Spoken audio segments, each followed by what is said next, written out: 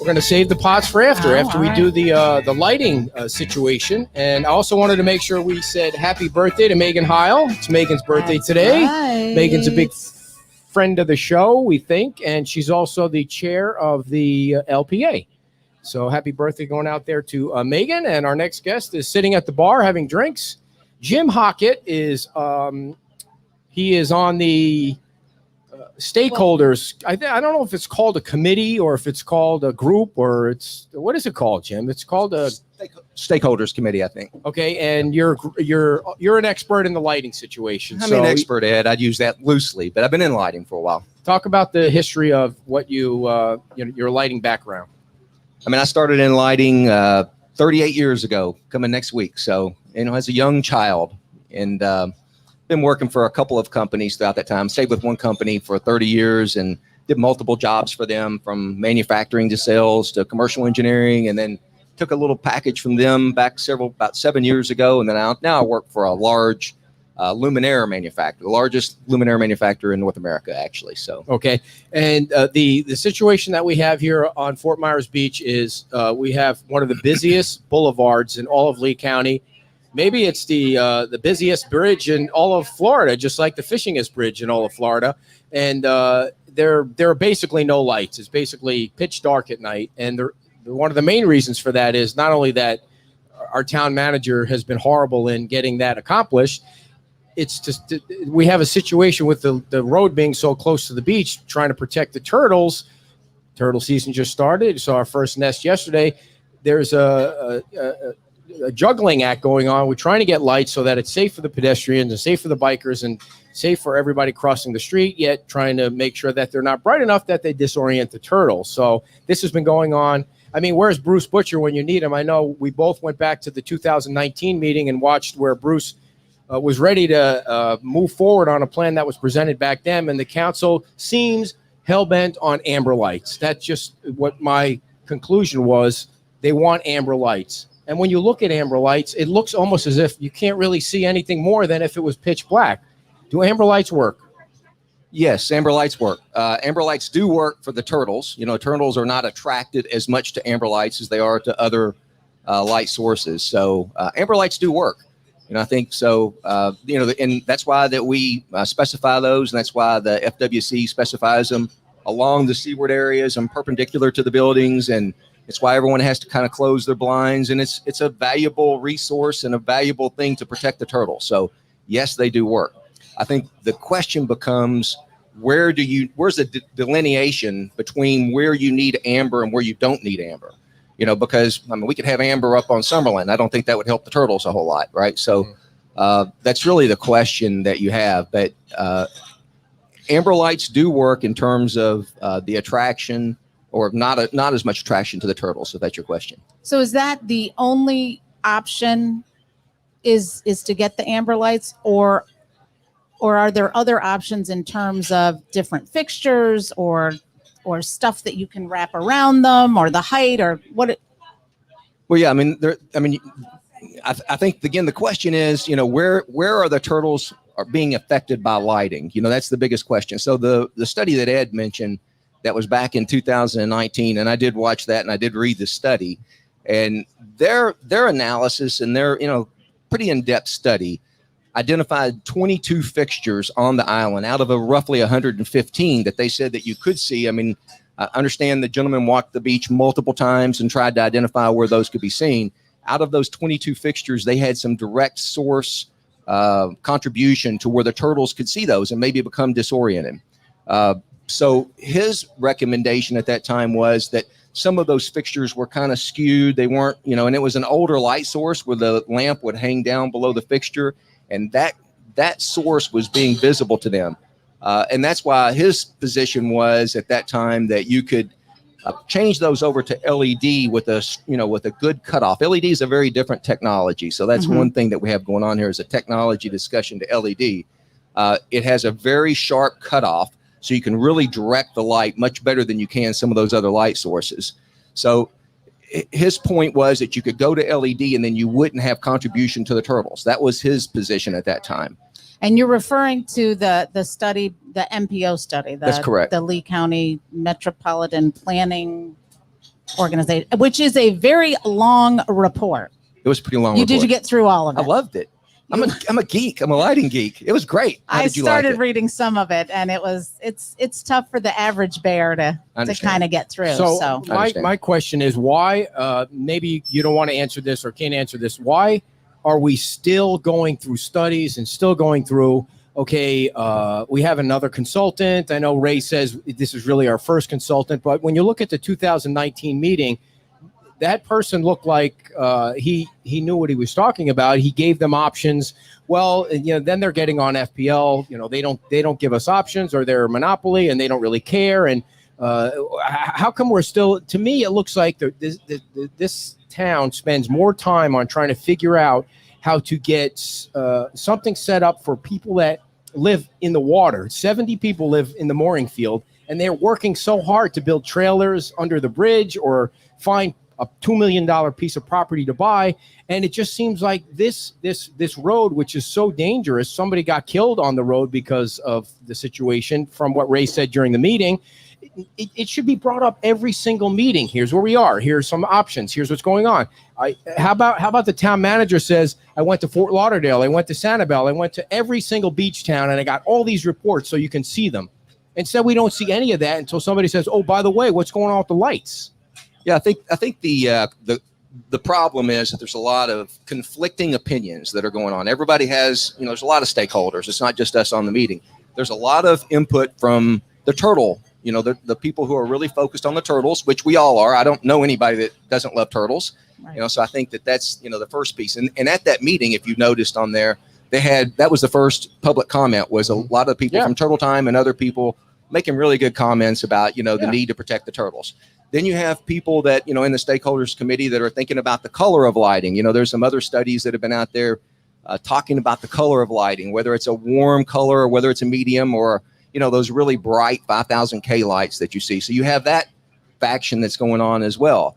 And then you have people who are just focused on what the cost is and, if it's, how much is it going to cost and what does FPL take care of it or whether the island does. I think that what happened at that meeting is the input from the public influenced, the decisions that was made at that meeting, and they listened to the consultant, but then they decided that if there is an opportunity to create amber lighting and it to be a good solution for the island, and you could have both, you could have good lighting for pedestrians and traffic and safety and all of that, plus have amber everywhere in the world, that'd be great. So let's go out and get another a consultant to be able to tell us that. My thing is, from a technology standpoint, is I think that's going to be very difficult to do. And the reason for that is all LED is not created equally. So the LED and the amber light that FWC approves, by the way, is actually a very old technology. It's been around for 50 or more years. It is a dedicated violet amber LED. It's actually very inefficient. It is, in terms of, miles per gallon, we measure lighting in lumens per watt. So it's 30 to 50 lumens per watt. It's a very inefficient light. It's actually closer to what you would have a halogen in your home. When you look at a white LED lighting, same fixture, same way of producing light, it would be closer to 130 lumens per watt. So if you went with amber, one thing that we have to recognize is we're a very eco-friendly island, and we are proud of that. We want to be that, and we want to take, and we only are thinking though of one aspect of that, and that's eco-friendly to the turtles. Right. And fair discussion. But we also have to think about eco-friendly to our carbon footprint. So if you were to take amber, true amber, and distribute that across the island, in a uniform way to where you could actually see, despite the fact whether you like that color or not, we're talking some kind of yellow looking light. It's amber. It's that's amber. The color. That's the color. The amber, color. Violet. Let's say amber violet color. It looks like old sodium. It looks like if you've ever been around sodium, that orangish amber color. But if you could do that, we would actually be adding to the carbon footprint significantly to the island, because the study that you referenced, Ed, showed that there was about 150 existing fixtures today. Right. They made a recommendation that you could add about 80 more in a white LED, whatever the color is, 3000 K, 4000, whatever you want to do, add about another 80. that would still have a relatively even carbon footprint because you're replacing older technology with newer technology at 130 lumens per watt, roughly. If you go amber, now you're going to have to add, let's say 400 fixtures. You're going to have to double, or at least add another 200 to 400 fixtures. You're going to have to double the amount of fixtures. And so people know when you say add that many, it's from Times Square to where? To the end of the island. All the way to the end of the island. Okay. Yeah. So it would be. And how is this adding to explain how it's adding to the carbon footprint and what that means? Because again, you're taking the technology up there today is actually more efficient than an true amber LED at 35 to 50 lumens per watt. So you would be adding not only per fixture, it takes more energy to operate and produce light, plus you would be doubling the amount of fixtures that are on the island. So all I'm saying is that when we look at that solution, and I'm not saying it's a good or a bad solution, I don't know what the consultant's going to come back with.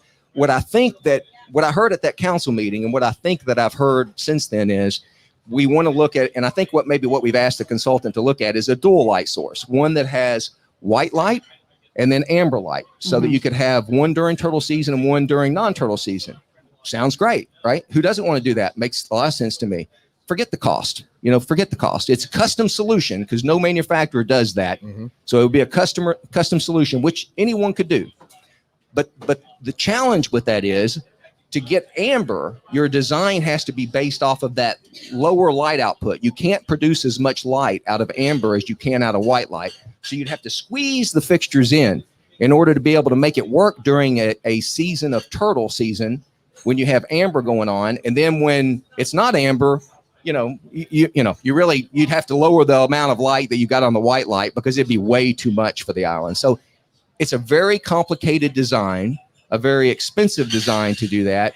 And it's one that's custom. So, the town would own the lighting. FPL would not own the lighting at that point. So Jim, if you were, what about, let me just ask. So we're talking about the original study by MPO. And then there was another consultant that came in, Sesco. So Sesco did a big presentation, and they kind of reviewed the original report and kind of made some comments about, some good things and some not good things. And so now, but they weren't chosen either. Did you get to see, have you seen? Yeah, Kim, I only saw a little bit of the Sesco comment. Sesco is not a consultant, though. I will clarify that. Sesco is a lighting agent. So we have lighting agents. We have 90 lighting agents across the country, have them here in Fort Myers, all across the country. Sesco is another lighting agent, just not one of ours. So they have people that are very knowledgeable about lighting, just like we do in our own company and elsewhere. And listen, there's a lot of opinion about lighting, right? So you got to take the opinion out.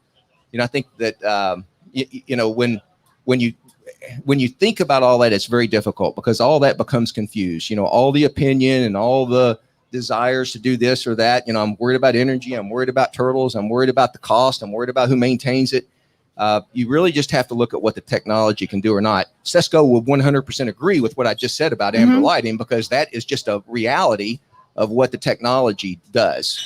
Well, and I think one of the points that they brought up is something you were talking about.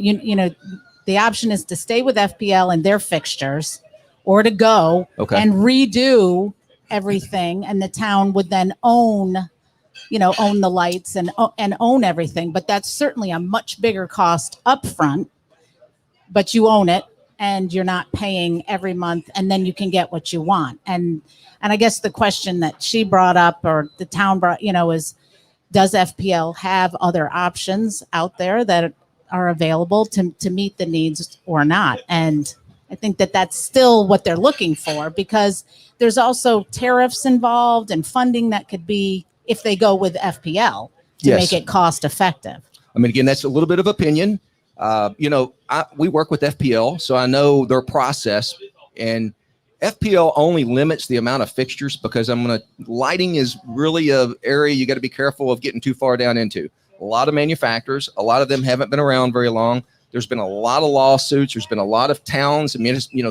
Look up the city of Detroit. They had multi-million-dollar lawsuit recently because they installed a lighting system across Detroit, had horrible lighting.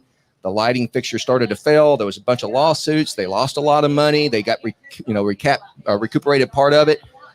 So the reason FPL does that is they're very cautious about what fixtures they will recommend.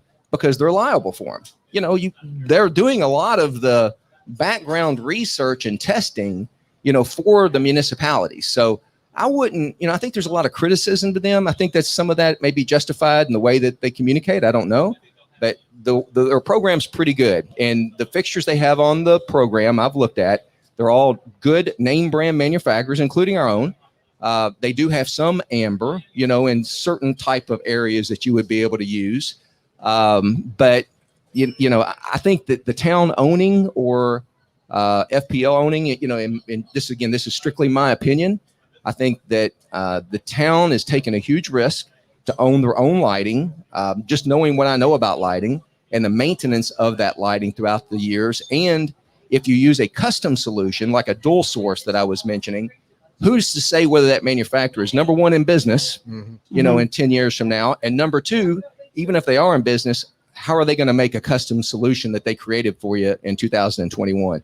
So I think there's a lot of consideration that, the town will have to consider there. So for people that don't know, the town right now has hired a consultant that they will pay up to $185,000, who has until the end of the year to come back. I believe it's to the end of the year to I thought come it was back. September. I'm not sure. Sorry, it could be September. Come back with a plan, which is just a plan. It doesn't mean anything's going to start construction as far as lighting goes. So, Jim, my question to you is: if they go with amber, and it just seems to me that was what, at least from 2019, that they were pushing for. They didn't want anything else to do with any of the other lights at that time. Now, maybe they've changed in those 2 years, but if they go with amber, how close do those light poles need to be, and how low to the ground do they need to be to protect the turtles? Well, they will have to be double what you have today. So, you look at what you have today, well, probably more than double. Now you've got 100. Again, I'm using the first consultant. I haven't gone out and counted fixtures, but I don't mean the total number. I mean lengthwise, how close do the poles need to be? I can't answer that question without a photometric layout, Ed, but it would have to be, let me put it in these terms. A amber light, lights measured in lumens. I don't want to get too technical, but an amber light puts off, let's say, around 5,000 lumens. That's the most it can do because it's really sensitive to heat. And the hotter it gets and the harder you drive it, the less lumens it actually produces. It's a very different light source than any other LED. It's not like other LEDs. A standard LED, you can, instead of 5,000 lumens, you can do 30,000 lumens. So think of it that you're going to have the spread of that light that goes out, of the amount of lumens that it puts off. You're going to have a spread that's going to be a quarter. You're going to have 4 times as many fixtures to be able to get the same spread that you would get, because the key to lighting is you want, in the consultant, you want it consistent. You want uniformity. Right. You want to not go from a white light or an amber light to a dark light. You want to be able to have it consistent. It doesn't have to really be high output. It just has to be consistent lighting so your eyes don't have to adjust. And one of the things he said in that presentation was, right now it's so dangerous for the driver, because you have a light, then you have no light, and then you have a different light, and people's eyes are trying to adjust to it. Meanwhile, your eyes are trying to adjust. Somebody's crossing the street in the dark. That's right. You can't see anything. Well, I think the other thing is there was comments, whether it was Dan that was on the show talking about, but someone was saying that some of the fixtures aren't even being used at this time. Now, I don't know if they're broken, but why aren't they putting lights? Why aren't bulbs going in unused fixtures, at least for now? Yeah, I can't answer that. I don't know if they have fixtures that are out there and they just haven't replaced them. That's an FPL issue to come out and replace them. But the other thing that I hadn't heard in conversation that I'm also interested to see if the consultant comes back with is, one other solution that I haven't heard talking about. I know the original consultant in 2019 talked about turning off lights, and you watched the that did not go over well. That didn't go over well. Nope. Yeah, I mean, you hold on, just so people that are watching know. You mean changing the lights, No. right? Changing them from season to season. They did talk about that too, and Rexanne shot that right down. You can't change lights season to season. You can have a dual light source, but LED, you don't. It's not a screw-in LED. It's integrated LED. But what he had mentioned was that there's some towns that will say these fixtures are visible to the beach, so we're going to turn those off during turtle season. I see. And I think one of the council members or someone said they didn't like that. I don't necessarily disagree with that. I think that's not a great thing.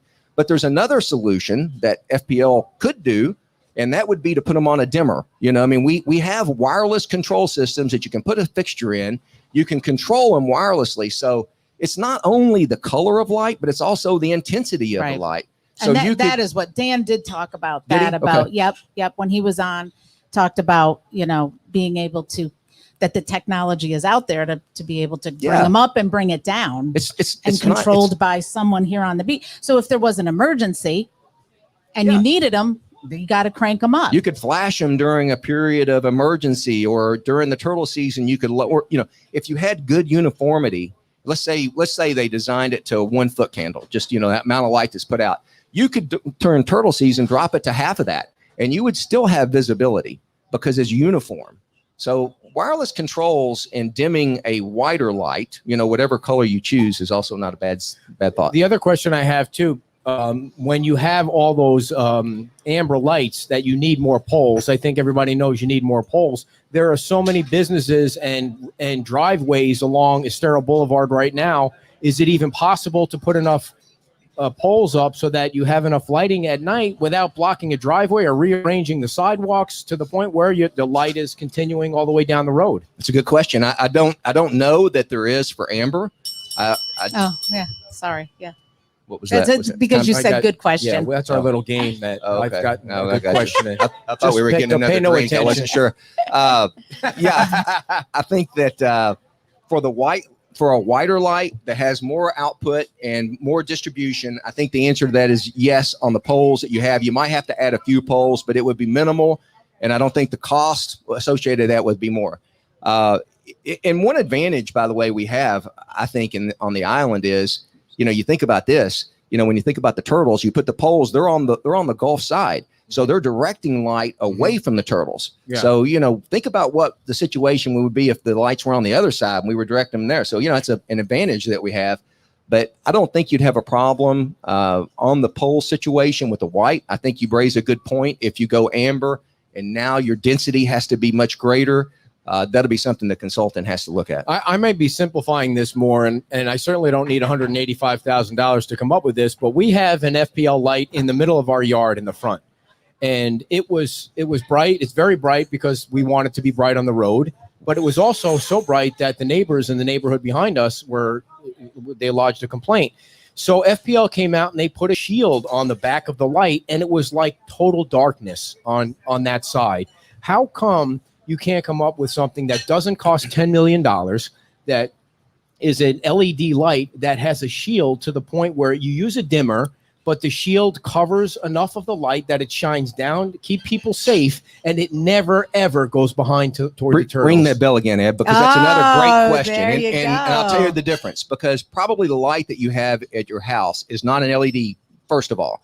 So older technology, we take a standard glob of light, an HID light, and then we try to shape that light. We have a lot of different ways of trying to shape the light to put it in a direction. Then we have to put shielding on the back of it to where that we can add more, to keep light from going through. LED is directional. So you do need less of that always, just because you're putting the light exactly where you want it. We measure backlight, the light that comes off. This is a measurement you have in lighting. It's called bug, B-U-G. It's not bugs. It's not no-see-ums, but it's backlight. How much light comes behind the fixture? It's uplight, what goes into the skies for dark skies, to be able to keep that.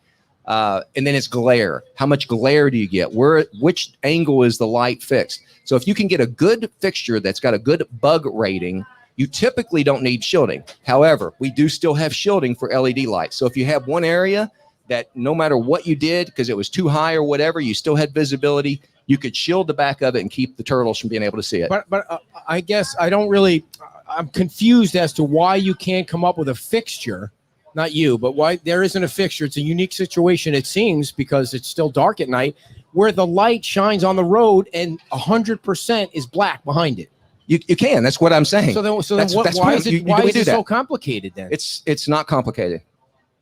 I don't know why. I don't know why we're making it more complicated, but we have lights with no backlight and puts the light on the road, and you could have a good uniformity throughout the system. So do you think it's because the people that perhaps the turtle folks don't understand that the white lights can be okay? I do think that it's because that there's a lot of emotion. As I said before, we all love turtles. And sometimes we think if we just say everything, I heard on that same comment, Ed, that people were saying, well, we make the people in the buildings use amber, so why wouldn't we make the town? Big Well, difference. that's not a good argument. I mean, because the turtles can see the lighting over there. Right. If the turtles can't see this over here, why would you want to use a lighting that actually contributes significantly to our carbon footprint, cost us more money, and and millions of dollars? I mean, to be able to put that in is going to be very expensive. But to your point, I mean, maybe the options have not been explained so that everybody can understand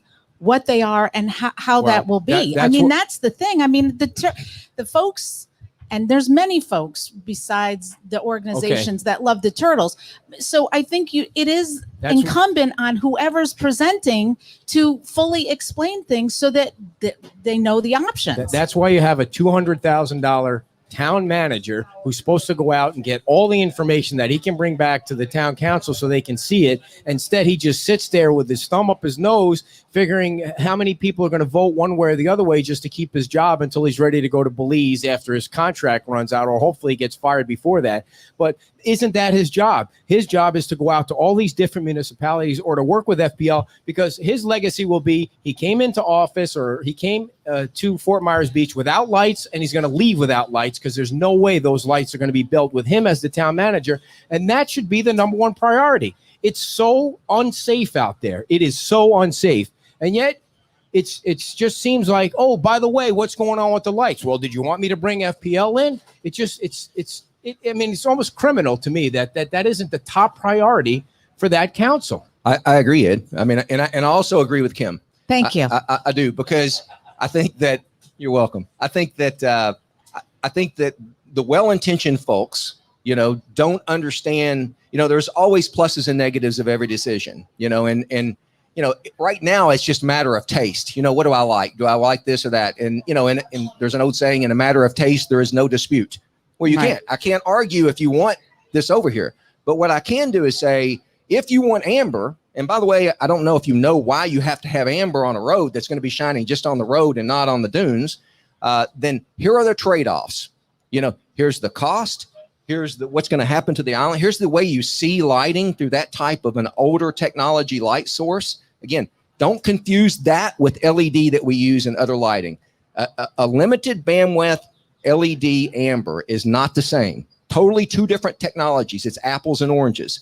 So they need to understand the decision, to do that, and what it impacts here and how it impacts the environment. Because again, Ed, you can only have 4 hamburgers right now a year, right? You're only going to get 2 if we increase the carbon footprint. So we need to make sure that we consider that part of it. And I don't think any of us care. Well, I don't want to say that. I don't think it's a cost decision. I don't think that's really, even though I know there's a lot of cost, I don't think that's the reason that we want to make the decision that would be best for the island. Mm-hmm. And I'm just saying that there's a lot of factors from technology that everybody should understand before they just take one position or another. It's not really a matter of taste. It's a matter of what works best and what can be done on the island. So right now there's another consultant that's been hired, and that's an independent, different than Sesco, which is a company. That's correct. Okay. Yeah. So, what is that person or persons going to do? What are the objectives that they're trying to get accomplished? I mean, I don't know all of the factors that they were tasked with. I did look at the RFP. Okay. And the RFP did list the previous consultant's design, because they did do a good job on identifying all of the fixtures. They put a lot of stuff together. So they're using that RFP to come back. We've had a meeting with them on the stakeholders group, had a meeting with them. And who is it? Can you say the name? The consultant? Yeah, it's called Town Lighting. It's a company called Red Ink is actually the company. They're doing business as Town Lighting. So they had a call with us, and then we just kind of talked about what different things were important to us. From a stakeholders, what is important to you? So we all just kind of spewed all that out. They didn't really talk a lot about what the primary objective was. However, I did go back and look at the council video that was from November 4th, 2019, where I could see after the first consultant did it, and then after the council met, they asked Roger to go back and get someone else to come in and look at amber lights. So I do believe, and again, I don't know this for certain, but I think they are tasked with looking at the solution of amber lighting for the roadway. For sure. And here's the other thing, and I don't want to keep harping on it, but the other thing that gets irritating when you watch those meetings is, they want to lay blame on the county. Why isn't the county involved more? Or FPL's monopoly, they don't really care. Well, you guys, they have not put together. I'm sure the county wants it to be safer, but you incorporated. You guys want it to be your own government, and now because something is going awry, you want to blame the county for it. It was crazy to watch that. Well, how about you put together a plan? How about you come up with 3 different ideas, and then you bring it to the county, or go to Ray Sandelli and say, we've got 3 ideas. We want you guys to pay 50%, or we want you guys to pay a certain amount. Yet it's just like the relationship with Lee County doesn't exist. They don't go to any of their meetings. They don't participate at any of their board meetings to make it seem like the relationship is getting any better, but they want to blame the county.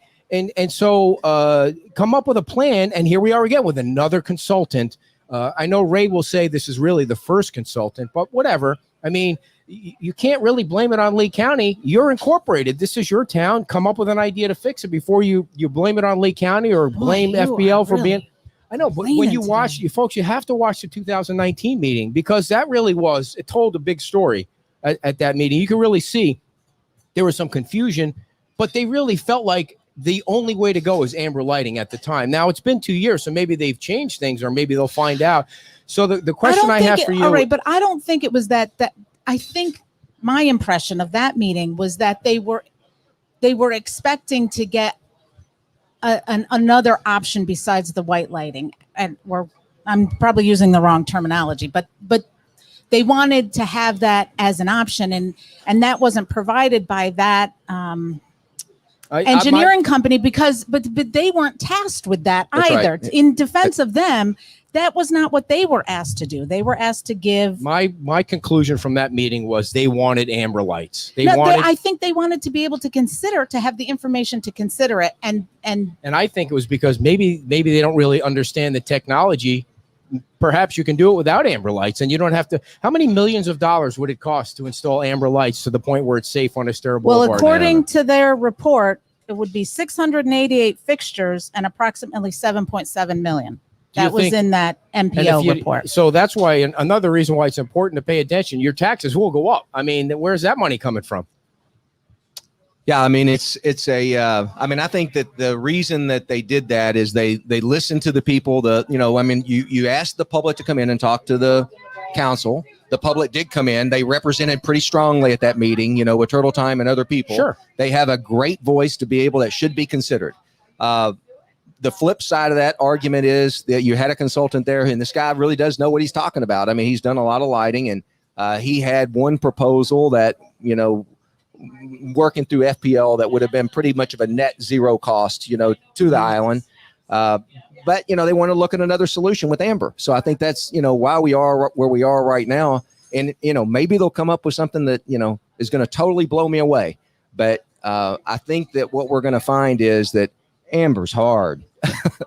Well, and they may find that, but then at least they have the information. That's right. They can look at the 2 or 3 options, and they may end up going back to the original thing, but at least everything's been looked at. And I think that's what their point was. That might be the point. What my complaint is, here we are, it's going to be at least 3 more years after that meeting on the 19th, where I think it should have been a priority, and it wasn't.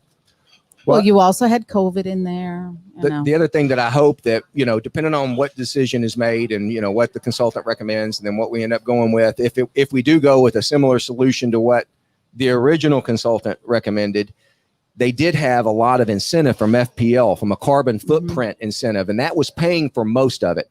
So the question is going to be, is that opportunity still there? And I don't know the answer to that. What is your best recommendation? I mean, again, part of this is my own personal preference. Sure.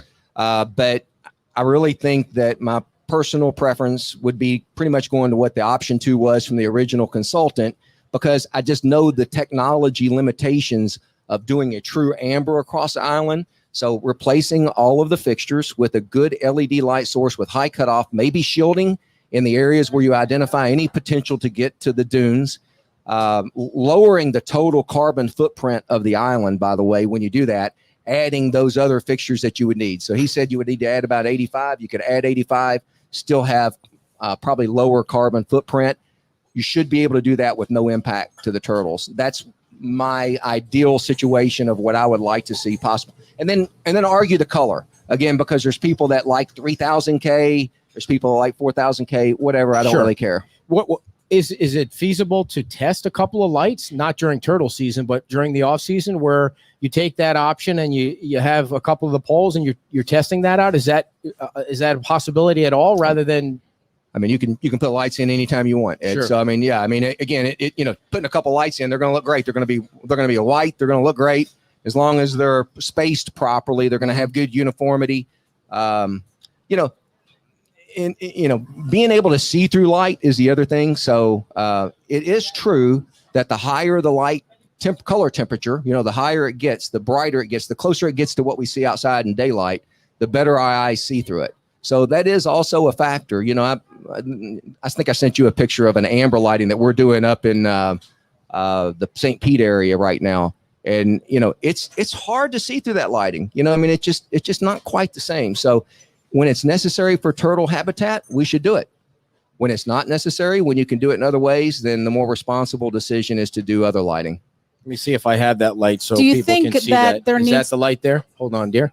Is that the amber light there? Yeah, that's exactly right. So that's a good brand new LED amber lighting system that's installed. So it's good uniformity when you look at it. I mean, the lighting is pretty even across those fixtures. I don't think you can see anything. But it's hard to see through it. That's the That point. doesn't look And- like it looks pitch dark to me. and they don't put off a lot of light. Amber just doesn't put off a lot of light, and then the light color that it puts off is hard to see through. So those are the two challenges. If you need it to save turtles, we should do it.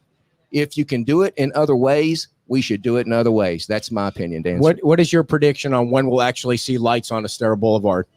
Not until next year for sure.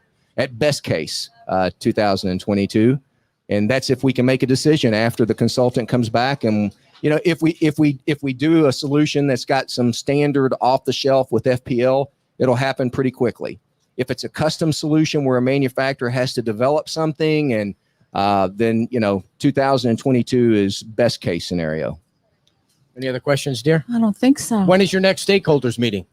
I don't think I've seen a meeting invite yet. All Right, right. By the we way, put Ed, enough nobody light on likes- the you have subject. completely ran everybody off. I know.